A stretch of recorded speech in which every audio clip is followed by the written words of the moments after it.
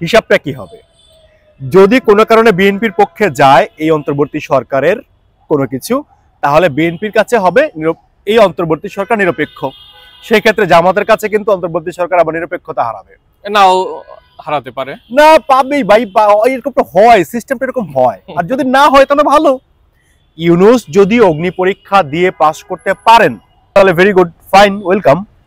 আর যদি কোনো কারণে তিনি নিরপেক্ষতা হারান তাহলে কিন্তু নির্বাচন পর্যন্ত টেকসই করা তার পক্ষে অনেকটা চ্যালেঞ্জের মুখে পড়বে বা কঠিন হয়ে যাবে, যেটা মির্জা ফখরুল ইসলাম আলমগীরের বক্তব্যে আজকে অন্তত আমার কাছে এটা মনে হয়েছে। সিটি কর্পোরেশন নির্বাচন হয়েছিল আওয়ামী লীগ আমলে, গাজীপুরে, সিলেটে। তো গাজীপুরে সিলেটে যখন নির্বাচন হয় তখন মেয়র হয়েছিল বিএনপির প্রার্থীরা। তখন বিএনপির পক্ষ থেকে বলা হয়েছিল যে নির্বাচন সুষ্ঠু হয়েছে। আবার যখন ধরেন কোথাও কোথাও গিয়ে যখন মনে হয়েছে যে না বিএনপির প্রার্থীরা আসলে পারেনি বা বিজয়ী হতে পারেনি, তখন মনে হয়েছে যে না নির্বাচন স্বচ্ছ হয়নি, সঠিক হয়নি। বিএনপি সমলে যারা আওয়ামী লীগে নির্বাচন করেছে, আওয়ামী লীগ যে আসনে পাশ করেছে সেখানে নির্বাচন সুষ্ঠু হয়েছে। নাগরিক কমিটি এবং বৈষম্য বিরোধী ছাত্র আন্দোলন তারা মিলে একটা রাজনৈতিক দল করার কথা অলরেডি তারা ঘোষণা কিন্তু দিয়েছেন একাধিকবার। এখন এরা কিন্তু আবার সরকারে রয়েছে। আবার জামাতের সঙ্গে শোনা যাচ্ছে এদের একটা সম্পর্ক আছে, সেটা ওই পর্যন্ত টেকসই করবে কিনা সেটা অন্য কথা। বৈষম্য বিরোধী ছাত্র আন্দোলনের 3 জন সরকারে রয়েছে। এখন এরা আবার বেশ এখন পাওয়ারফুল, কিন্তু এই নাগরিক কমিটি, ছাত্র সমন্বয়ক, এদের কিন্তু বাবার বেশ প্রভাব প্রতিপত্তি আছে। শোনা যায় যে এদের কথায় অনেক বড় বড় পদ পদবি চেঞ্জ হয়, অনেকে পদোন্নতি পায়, অনেকে আবার পদ থেকে বিতাড়িত হয়, এগুলো শোনা যায় আর কি। তাহলে একটা আশঙ্কা কিন্তু তৈরি হয়ে যায়, যেহেতু এদের বড় একটা পার্ট অলরেডি সরকারে আছে, তাহলে তারা একটা বাড়তি সুবিধা কিন্তু পেতে পারে। এদের সঙ্গে আবার জামাতের একটা সুসম্পর্ক কিন্তু আছে। তো এরা যখন ফেসিলিটেড হবে, আলটিমেটলি এদের দ্বারা জামাতও ফেসিলিটেড হবে। আর যখন জামাত ফেসিলিটেড হবে তাহলে বিএনপির কাছে এই অন্তর্বর্তীকালীন সরকার তার নিরপেক্ষতা হারাবে। আবার ধরেন কোনো কারণে যদি বিএনপির কাছে এই সরকার নিরপেক্ষতার প্রমাণ দিতে পারে এবং পরীক্ষায় পাশ করে, তাহলে অন্য কোনো পক্ষের কাছে এই সরকার নিরপেক্ষতা হারাবে। আসসালামু আলাইকুম দর্শক, সঙ্গে আছি খান নাজম ই এলাহি। বিএনপির মহাসচিব মির্জা ফখরুল ইসলাম আলমগীর রাজনীতিতে সজ্জন ব্যক্তি হিসেবে পরিচিত, একজন পরিচ্ছন্ন রাজনীতিবিদ হিসেবে পরিচিত। সাম্প্রতিক সময়ে অর্থাৎ গত বুধবার তিনি আন্তর্জাতিক গণমাধ্যমে একটি সাক্ষাৎকার দিয়েছেন। যে সাক্ষাৎকারে আমরা অনিশ্চয়তা দেখেছি, আমরা দেখেছি রাজনৈতিক ধূম্রজাল তৈরি হওয়ার আশঙ্কা। আসলে কি ঘটতে যাচ্ছে আমাদের বাংলাদেশের রাজনীতিতে, আমরা সেসব বিষয়ে আজকে কথা বলবো। সঙ্গে আছেন সাংবাদিক এবং রাজনীতি বিশ্লেষক আকরাম। আকরাম, আপনাকে স্বাগত জানাচ্ছি। নাজম ভাই, থ্যাংক ইউ সো মাচ। আকরাম, আপনি নিশ্চয়ই দেখেছেন যে সাম্প্রতিক সময় বিএনপির মহাসচিব মির্জা ফখরুল ইসলাম আলমগীর তিনি কিন্তু আন্তর্জাতিক একটি গণমাধ্যমে সাক্ষাৎকার দিয়েছেন এবং সেটি নিয়ে সর্বত্র আলোচনা হচ্ছে আসলে কি ঘটতে যাচ্ছে, এবং তিনিও কিন্তু অনেক আশঙ্কার কথা সেখানে তিনি প্রকাশ করেছেন আমাদের সংবিধান নিয়ে, আমাদের জুলাই গণঅভ্যুত্থান ঘোষণাপত্র নিয়ে, এবং রাজনীতির সামগ্রিক বিষয় কিন্তু সেই বিষয়গুলো উঠে এসেছে। আসলে আমরা খুবই শঙ্কিত কেন হবেন আমি জানি না। শঙ্কিত হওয়ার মতো মির্জা ফখরুল ইসলাম আলমগীর কি বলেছে সেটা আসলে তার আলোচনায় প্রকাশ পাবে। আমরা আসলে যেটা বক্তব্যটা আমিও নিজেও দেখেছি, তো শুরুটা হয়েছে যে বক্তব্যটা যেভাবে, সেই বক্তব্যের শুরুটাই আসলে ভালোই ছিল, কিন্তু শেষের দিকে এসে ব্যাপারটা বেশ কিছু ক্লাইম্যাক্স এখানে অপেক্ষা করছিল। আকরাম, আমরা তো সাক্ষাৎকার দেখেছি, তো সেক্ষেত্রে মির্জা ফখরুল ইসলাম আলমগীর তিনি বলেছেন যে বিভিন্ন সংস্কার কমিশন গঠন হয়েছে, তো সংস্কার কমিশনে অন্যান্য যে দল রয়েছে তার অংশগ্রহণ, এবং এই সরকার কি সব কিছু সংস্কার করার ক্ষমতা রাখে কিনা, এই বিষয়টি কিন্তু তিনি তুলে ধরার চেষ্টা করেছেন। হ্যাঁ, মির্জা ফখরুল ইসলাম আলমগীরকে যখন প্রশ্ন করা হয় যে এই সরকার যে 11টা সংস্কার কমিশন করেছে সেই এবং 4টা কমিশন তাদের সংস্কারের যে প্রতিবেদন সুপারিশমালা সেগুলো জমা দিয়েছে, তাহলে বিএনপির এর উপরে কি ভূমিকাটা এবং বিএনপি সংস্কারগুলোকে আসলে কিভাবে দেখছে। তো ফখরুল ইসলাম আলমগীর যেটা করেছেন যে দেখেন, আমরা তো আসলে 31 দফা সংস্কার তো আমরা আগেই দিয়ে রেখেছি, তো এখন এই যে 4টা সংস্কার কমিশন যে তারা তাদের সুপারিশমালা জমা দিয়েছে, এর মধ্যে তো অনেকগুলো সুপারিশ উঠে এসেছে, এগুলো আরো বিস্তারিত আলাপ আলোচনা হবে। এখনো সবগুলো নিয়ে আসলে আলোচনা হয়নি। এবং তিনি যেটা বলেছেন যে বিএনপিতে একটা টিম গঠন করা হয়েছে, যারা এই সংস্কারের কমিটির যে সুপারিশগুলো সেগুলো নিয়ে তারা নিজেদের মধ্যে একটা আলোচনা পর্যালোচনা করবে, সেজন্য একটা টিম গঠন করা হয়েছে। এবং সেই টিমে তারা আলোচনা করে কোন কোন সিদ্ধান্তগুলোকে এই সময় আসলে মেনে নেওয়া সম্ভব এবং কোন কোন সিদ্ধান্তগুলোকে পুনর্বিবেচনা করতে হবে বা কোন কোন সিদ্ধান্তগুলোতে আসলে তাদের আপত্তি রয়েছে সেগুলো তারা পরে অফিসিয়ালি জানাবে বলে তারা কথাটা বলেছেন। এখন আমি যেটা আসলে দেখতে পাচ্ছি, মির্জা ফখরুল ইসলাম আলমগীর আরেকটা কথা বলেছেন যে দেখেন, এই সংস্কার করতে 10 বছরও লাগতে পারে, কিন্তু 10 বছর সময় তো আসলে দেওয়া সম্ভব না। সংস্কার তো বিএনপি দিয়েছিল 31 দফা, সেটা তো এখনো জীবিতই আছে। এবং বিএনপি সংবিধান সংস্কারের কথা বলেছে, বিএনপি 2 কক্ষ বিশিষ্ট যে সংসদ হবে সেটার কথাও বলেছে, বিএনপি আইনসভা নিয়ে কথা বলেছে, বিচার ব্যবস্থা নিয়ে কথা বলেছে। তার মানে অনেকগুলো সংস্কার তো এখানে আসলে বিএনপি চায়। তাহলে বিএনপি যেহেতু আগে থেকে চায়, তাহলে নির্বাচনের পরে করলে অসুবিধাটা কি? এটা মির্জা ফখরুলের বক্তব্যের আসলে কাছাকাছি এরকমই একটা মেসেজ তিনি দিতে চেয়েছেন। আকরাম, বিষয়টি কি এরকম যে আসলে নির্বাচন যত তাড়াতাড়ি করা যায়, কারণ যদি সংস্কার দীর্ঘায়িত হয়, ধরেন যেভাবে বললেন যে 10 বছর লেগে যেতে পারে সংস্কার করতে, 10 বছর তো অপেক্ষা করা সম্ভব না, বিষয়টি কি এরকম? ডেফিনেটলি 10 বছর তো অপেক্ষা করা যাবে না, এটা তো একেবারেই সত্যি। এখন মির্জা ফখরুল ইসলাম আলমগীর তিনি যে কথাটা বলেছেন, যেখানে আশঙ্কাটা আমরা দেখতে পাচ্ছি যে সবগুলো রাজনৈতিক দলের একমত হলেই সংস্কারগুলো হবে। এখন বাংলাদেশে আওয়ামী লীগের কথা যদি আমরা বাদ দেই, তাহলে বিএনপি, জামাত ইসলাম, জাতীয় পার্টির তো আসলে অস্তিত্বই খুঁজে পাওয়া যাচ্ছে না, বিলুপ্তির পথে ধরে নিলাম জাতীয় পার্টি। এরপরে কারা আছে? গণ অধিকার পরিষদ আছে, তারপরে বিভিন্ন বাম দল আছে, তারপর এই ইসলামী আন্দোলন আছে, তারপরে বিভিন্ন যে আরো অনেকগুলো দল আছে, সবগুলো নাম এই মুহূর্তে মাথায় আসছে না। এখন এই সবগুলো দলের সঙ্গে বিএনপির সমমনা, বিএনপির কাতারে কোন দলগুলো আছে আর বিএনপির কাতারের বিমুখে কোন রাজনৈতিক দলগুলো আছে? ফখরুল ইসলাম আলমগীর বলেছেন যে সবগুলো রাজনৈতিক দলের মত যখন এক হবে তখনই সংস্কারগুলো হবে। এখন আমি আপনাকে যদি বলি যে যখন কোনো কিছু আমার জন্য পজিটিভ হবে বা আমার মন মতো হবে, সেটা আপনার মন মতো হবে কিনা সেটা তো আপনি জানেন, আমি জানি না। রাইট। এখন দেখেন, এখানে রাজনৈতিক বিভাজন আছে, কিন্তু জামাত এবং বিএনপি বর্তমানে 2 মেরুতে অবস্থান করছে সংস্কার নিয়ে। আবার বিএনপি বলা বলি করছে বা বিভিন্ন রাজনৈতিক দল বলা বলি করছে, বা আমরা মিডিয়াতে অনেক কিছু জানতে পারি যে জামাতের বি টিম সি টিম হিসেবে কাজ করছে ছাত্ররা, গণ অধিকার পরিষদ বিএনপির সঙ্গে আছে, আবার নাগরিক কমিটি জামাতের সঙ্গে আছে। এরপরে আপনি দেখেছেন যে গত মঙ্গলবারে ইসলামী আন্দোলন আর জামাতে আমির ডক্টর শফিকুর রহমান তারা আবার একই জায়গায় বসেছেন, তারা একসঙ্গে কাজ করার প্রতিজ্ঞা করেছেন।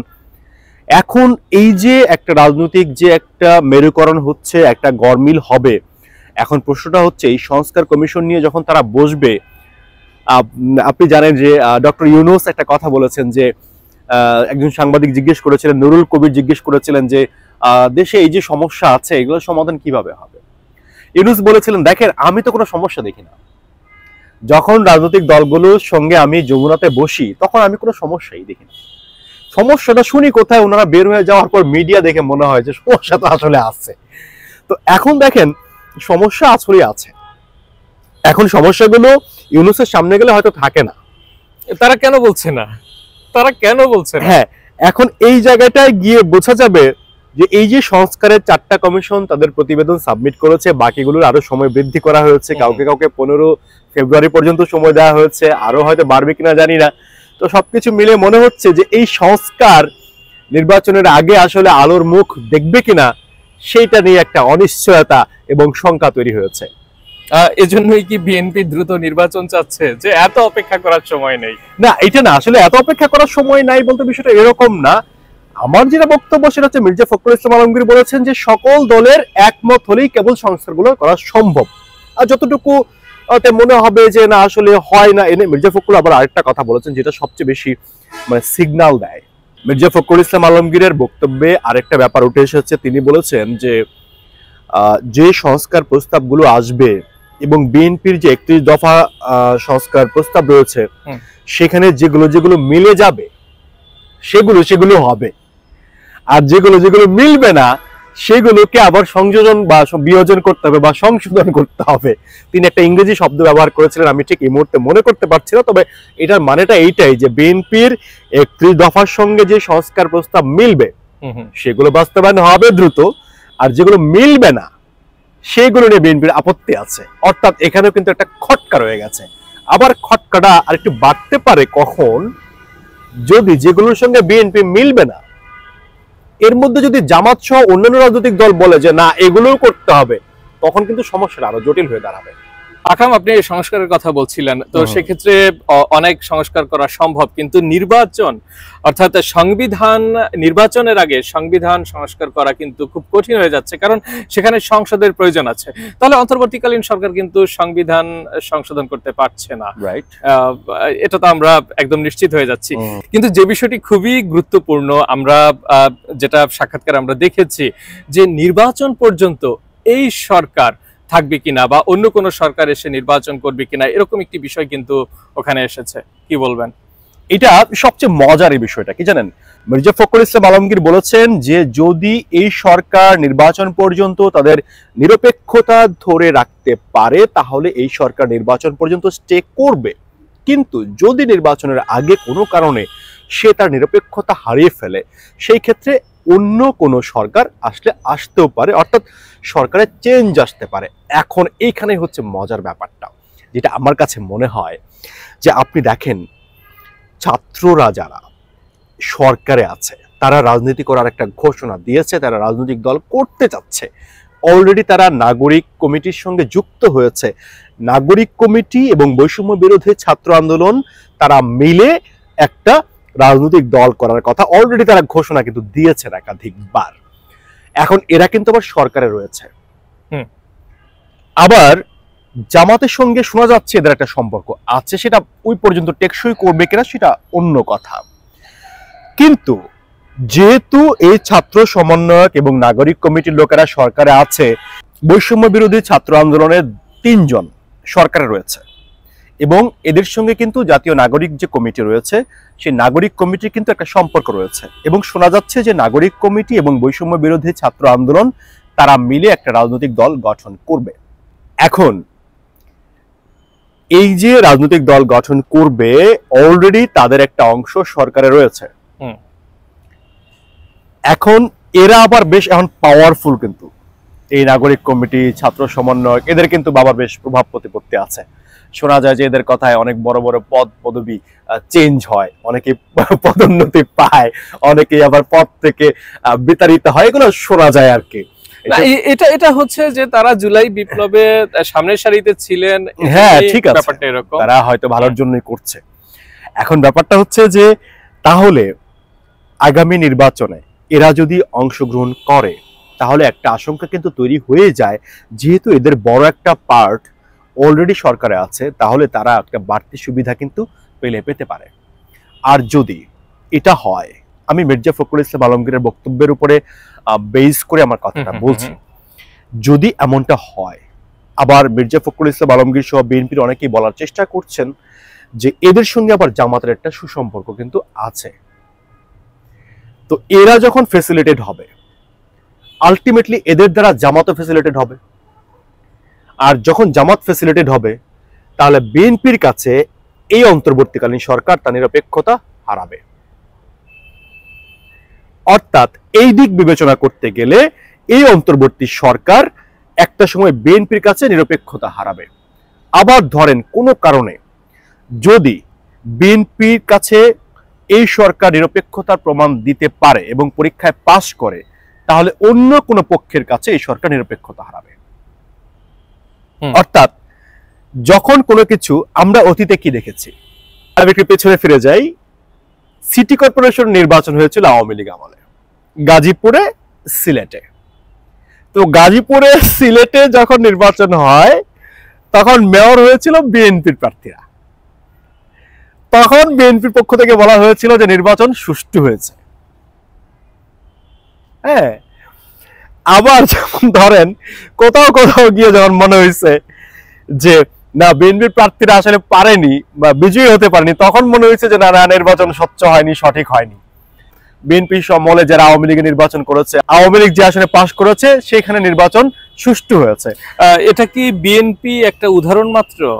এটা সব জায়গায়, আমি আওয়ামী লীগের কথাও বলছি যে বিএনপি আওয়ামী লীগ সব জায়গায় হয়। এটা হিসাবটা কি হবে যদি কোনো কারণে বিএনপির পক্ষে যায় এই অন্তর্বর্তী সরকারের কোনো কিছু, তাহলে বিএনপির কাছে হবে এই অন্তর্বর্তী সরকার নিরপেক্ষ। সেই ক্ষেত্রে জামাতের কাছে কিন্তু অন্তর্বর্তী সরকার আবার নিরপেক্ষতা হারাবে, নাও হারাতে পারে। না পাবেই ভাই, এরকম তো হয়, সিস্টেমটা এরকম হয়। আর যদি না হয় তাহলে ভালো। ইউনূস যদি অগ্নি পরীক্ষা দিয়ে পাশ করতে পারেন, যেহেতু তিনি অভিজ্ঞ মানুষ, সারা পৃথিবীতে তিনি সুনাম অর্জন করেছেন, তো যদি ইউনূস অগ্নি পরীক্ষা পাশ করেন তাহলে ভেরি গুড, ফাইন, ওয়েলকাম। আর যদি কোনো কারণে তিনি নিরপেক্ষতা হারান, তাহলে কিন্তু নির্বাচন পর্যন্ত টেকসই করা তার পক্ষে অনেকটা চ্যালেঞ্জের মুখে পড়বে বা কঠিন হয়ে যাবে, যেটা মির্জা ফখরুল ইসলাম আলমগীরের বক্তব্যে আজকে অন্তত আমার কাছে এটা মনে হচ্ছে। আসলে আমরা কোনো ঝামেলা চাচ্ছি না, আমাদের দ্রুত নির্বাচন হোক এবং বর্তমান যে সরকার রয়েছেন অন্তর্বর্তীকালীন সরকার, তার মাধ্যমে আমরা নির্বাচনটা দেখতে চাই। আকরাম, আমরা অন্য প্রসঙ্গে আসি। নির্বাচন তার মাধ্যমে দেখতে চাই বা না চাই সেটা আমার চাওয়া না। আমার চাওয়া হচ্ছে বাংলাদেশে একটা গণতন্ত্রের প্রচলন শুরু হোক, একটা সুষ্ঠু অবাধ নিরপেক্ষ নির্বাচন হোক। সেটা যারাই করবে ভেরি গুড, ওয়েলকাম। তাদের নাম স্বর্ণাক্ষরে লেখা থাকবে, সেটা যে কেউ হতে পারে। আমার চাই সুষ্ঠু ভোট, নিরপেক্ষ নির্বাচন, লেভেল প্লেইং ফিল্ড এবং একটা ঝঞ্ঝাট মুক্ত নির্বাচন। আকরাম, আমরা যেটা দেখছি যে বিএনপির উপরে অনেক অভিযোগ রয়েছে, আওয়ামী লীগকে পুনর্বাসিত করার চেষ্টা চলছে, তারপরে আওয়ামী লীগকে যাতে নিষিদ্ধ করা না হয় সেক্ষেত্রে বিএনপির হাত রয়েছে, এটা আপনি কি বলবেন? এটা মির্জা ফখরুল ইসলাম আলমগীর তার ওই দেয়া বক্তব্যে কিন্তু ক্লিয়ার করেছেন। তিনি বলেছেন যে হ্যাঁ, মিডিয়াতেও আমি এরকম দেখতে পাই, কিন্তু এটা আসলে আমাকে মিস ইউজ করা হয়েছে আমার বক্তব্যকে। মির্জা ফখরুল ইসলাম আলমগীর বলেছেন যে আওয়ামী লীগকে নিষিদ্ধের দাবি আমি কেন তুলব? আওয়ামী লীগ একটা রাজনৈতিক দল, আমিও একটা রাজনৈতিক দল। আমি রাজনৈতিক দল হয়ে আরেকটা রাজনৈতিক দলের নিষিদ্ধের জন্য আমি দাবি তুলতে পারি না। তারা যদি নিষিদ্ধ হওয়ার মতো হয় তাহলে দেশের জনগণ তাদেরকে নিষিদ্ধ করবে, জনগণ তাদেরকে আস্থা করে নিক্ষেপ করবে। তিনি বলেছেন যে আমরা তো 15 বছর ট্রাই করেছি আওয়ামী লীগের পতনের জন্য, কিন্তু আমরা তো পারিনি, কিন্তু আমরা আমাদের যুদ্ধটা অব্যাহত রেখেছিলাম। এই পরে দেশের সাধারণ জনগণ সহ যারা সবাই যখন নামলো তখন গিয়েছে। এখন যদি সামনে নির্বাচন হয়, নির্বাচনে যদি আওয়ামী লীগ অংশগ্রহণ করবে কি করবে না সেটা আমি জানি না। যদি করে সেক্ষেত্রে জনগণ তাদেরকে যেভাবে রায় দিবে সেভাবে রায় যাবে। তিনি আবার উদাহরণ টেনে বলেছেন যে বঙ্গবন্ধু শেখ মুজিবুর রহমান একনায়কতন্ত্র কায়েম করেছিলেন এই দেশে, যেটা বাকশাল। হ্যাঁ, আর জিয়াউর রহমান এদেশে বহুদলীয় গণতন্ত্র চালু করেছিলেন। তার মানে বিএনপি তার ঐতিহ্য হিসেবে, তার অতীত ইতিহাস হিসেবে কোন রাজনৈতিক দল, তিনি বলেছেন যে দেখেন জামাতকে যখন নিষিদ্ধ করা হয়েছিল তখনও কিন্তু আমরা প্রতিবাদ করেছি রাজনৈতিক দল হিসেবে। হ্যাঁ, তো এখনো রাজনৈতিক দল হিসেবে আমি চাই না যে আওয়ামী লীগ কেন, যে কোনো রাজনৈতিক দল কেন নিষিদ্ধ হবে। বা রাজনীতি করার অধিকার সবারই আছে, সে করবে, কিন্তু জনগণের কাছে কতটা গ্রহণযোগ্যতা সে পাবে না পাবে সেটা তার যোগ্যতা দিয়ে প্রমাণ করে সে আসবে। এই কথাটা আমার কাছে গণতান্ত্রিক মনে হয়েছে আমার। না, সেটাই যে শহীদ প্রেসিডেন্ট জিয়াউর রহমানের যে নীতি আদর্শ ছিল বহুদলীয় গণতন্ত্র, আমরা সেই জায়গাতে বিএনপিকে আমরা এখানে মূল্যায়ন করতে পারি। আকরাম, একটি বিষয় যে বিএনপি যে 31 দফা দিয়েছিল সেখানে তারা দ্বিকক্ষ বিশিষ্ট সংসদের কথা বলেছে এবং বর্তমান সংস্কার কমিশন তারাও কিন্তু দ্বিকক্ষ বিশিষ্ট সংসদের কথা বলছে। কোনো মৌলিক পার্থক্য কি আছে? এটা নিয়ে তারা কি কিছুটা দ্বিমত আছে? কিভাবে মূল্যায়ন করবেন? তারা বিএনপি যে দ্বিকক্ষ বিশিষ্ট সংসদের প্রস্তাবটা দিয়েছিল এবং বর্তমান যে সংস্কার কমিশন আলী ইমাম মজুমদারের নেতৃত্বে যেটা হয়েছে, তারা যে সংস্কার প্রস্তাবটা দিয়েছে এই দুইটার মধ্যে কিছু তফাৎ আছে। এখনকার যে প্রস্তাব আসলে সংস্কার কমিশন দিয়েছে সেখানে কথা হচ্ছে যে দ্বিকক্ষ বিশিষ্ট যে সংসদ হবে, নিম্নকক্ষ হবে সরাসরি সংসদ নির্বাচিত সংসদ সদস্যরা, এবং উচ্চকক্ষ যেটা হবে সেটা হবে আনুপাতিক হারে যে ভোটটা হবে সেই আনুপাতিক হারে নির্বাচিত যারা হবেন তারা বসবেন গিয়ে উচ্চকক্ষে। এইটা যখন মির্জা ফখরুল ইসলাম আলমগীরকে বলা হয়েছে তিনি সরাসরি ডিনাই করে দিয়েছেন, বলছে যে না, এটা তো আমরা একেবারেই মানি না। এখন এইটা বিএনপি না মানার পেছনে কি কি কারণ থাকতে পারে এবং বিএনপি না মানার পেছনে যুক্তিটা আসলে কি, বিএনপির ভয়টা আসলে কোথায়? দেখেন, আমরা কিন্তু আনুপাতিক হারে নির্বাচন নিয়ে ভিডিও এর আগে করেছিলাম, এটা আমরা ডিটেইলে আলোচনা করেছিলাম যে সংখ্যানুপাতিক নির্বাচন হলে আসলে কার লাভ কার ক্ষতি, সেটা আমাদের ভিডিওতে কিন্তু রয়েছে। আমরা দেখেছি যে তুলনামূলক ছোট যে দলগুলো রয়েছে তারা কিন্তু তাদের জন্য লাভবান একটা হচ্ছে, সুবিধা। বড় দলগুলো কিন্তু ক্ষতির সম্ভাবনা অনেক বেশি।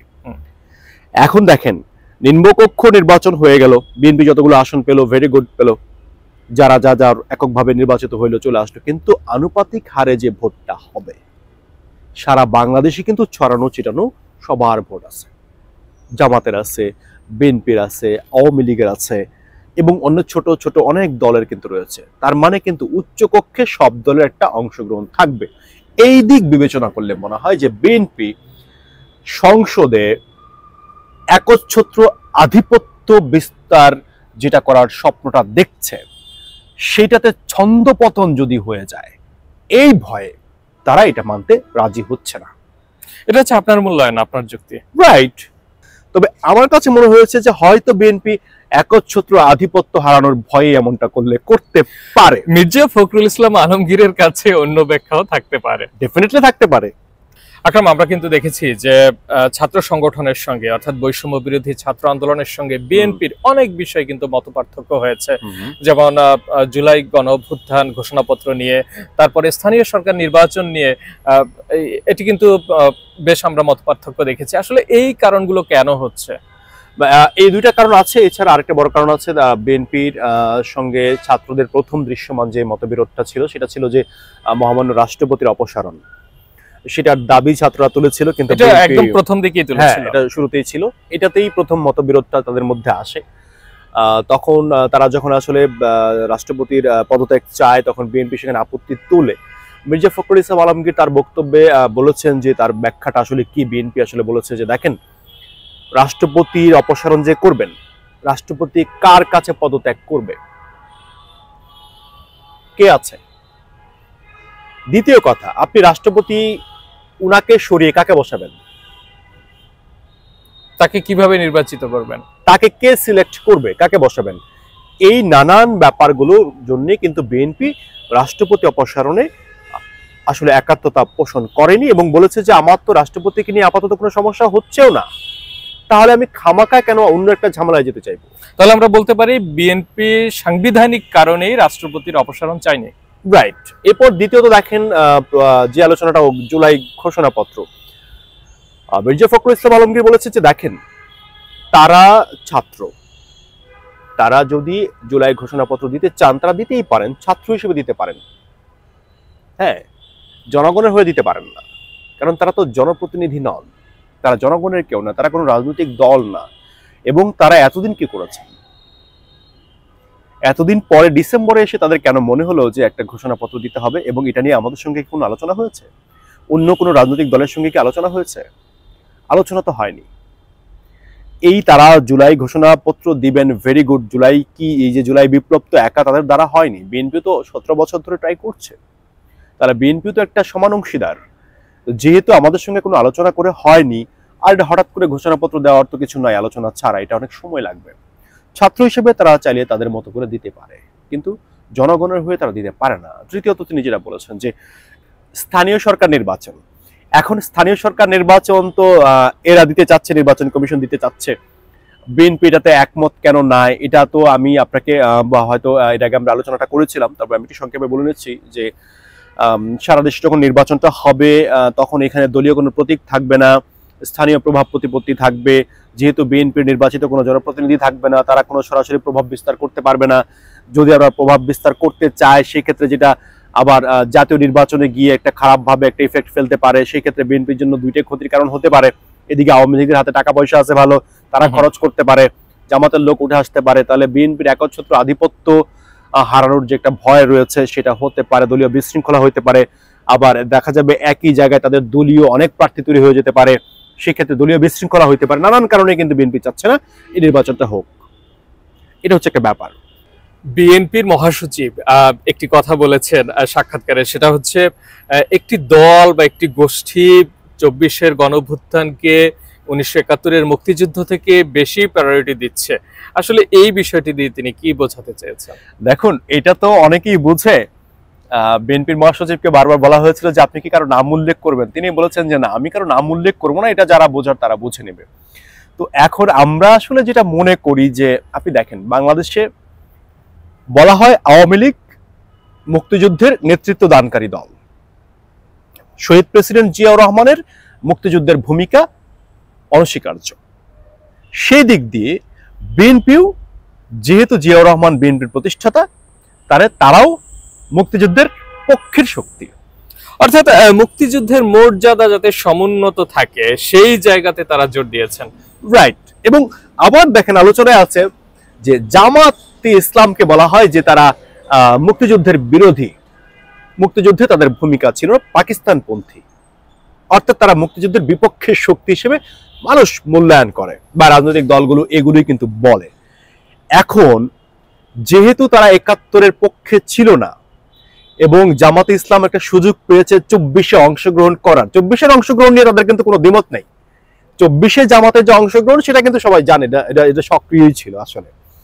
তাহলে হয়তো কোনো কারণে জামাত যদি, যেহেতু জামাত ক্ষমা চায়নি বা ক্ষমা চাইবে কিনা সেটাও অনেক আলোচ্য ব্যাপার, তাহলে আমার কাছে মনে হতে পারে যে মির্জা ফখরুল ইসলাম আলমগীর কি জামাতকে ইঙ্গিত করেছেন কিনা আমি জানি না, মনে হলে হতে পারে, বা উনি কাকে ইঙ্গিত করেছেন সেটা উনিই জানেন।